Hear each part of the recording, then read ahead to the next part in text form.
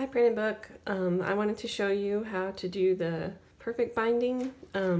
So this is what it looks like when it's finished, and there's very little binding part of it showing at all. The whole thing is cut square, just using leaves of paper that are all the same size, including the covers.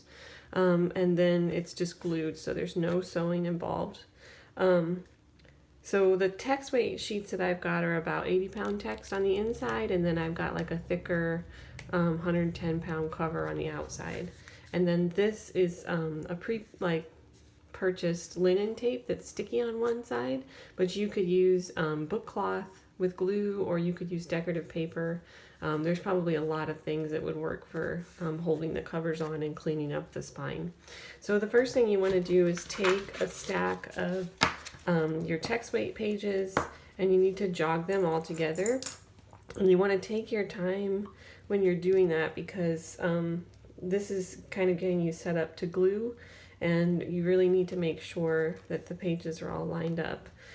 Ideally, in a bindery, you would glue this and then take it to the shear and perfectly trim all three sides. But assuming that you don't have access to that, you just want to do your best to keep it lined up when you're clamping it. And you could go back with like an Olfa knife and trim, but that's also difficult to get them all perfect and straight. So just do yourself a favor and line them up straight now. And then I've just got them clamped with a couple of binder clips. So the first thing you're going to do after they're clamped is fan them in one direction, and fan them pretty well. And that's sticking out a little bit of each sheet of paper and kind of exposing that edge. And then you're just going to brush straight PVA along that edge from the center out. And don't be shy about the glue. You really want to get enough glue so that it's getting a sticky surface on all those little edges that are sticking out. So that's one direction. Then you're going to let the book kind of come back to its original shape, flip it, and then fan it out the other direction, and then you're going to glue that side as well. So just, putting a generous amount of glue on all those edges and making sure that they're covered. And then again, you're going to let that come back kind of to its original shape and check from the side to make sure that it's square. And then you need to press that for an hour to overnight. And I like to let like that little bit of edge of spine kind of overhang the press boards. So like maybe 1/4 of an inch of the spine is sticking out. So I'm just very carefully like removing my clips and setting this on a press board, and then I'll put another press board on top.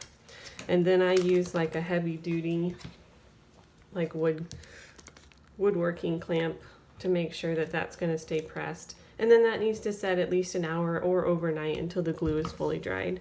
So finishing this book off, here's what one of my book blocks looks like after it comes out of the press.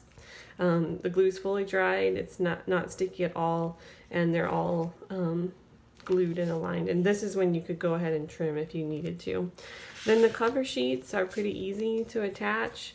So especially with this with this sticky sided tape, you just want to expose the sticky side. And I like to use the grid on my mat to make sure that I'm lining it up nice and squarely on my cover sheet.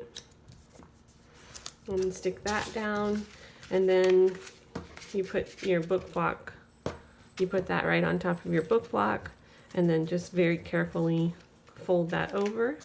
And you want to put your other cover sheet on the back, and then you can go ahead and wrap that tape all the way around to the other side. So just kind of stick it down on all the edges. So that's it. Perfect binding.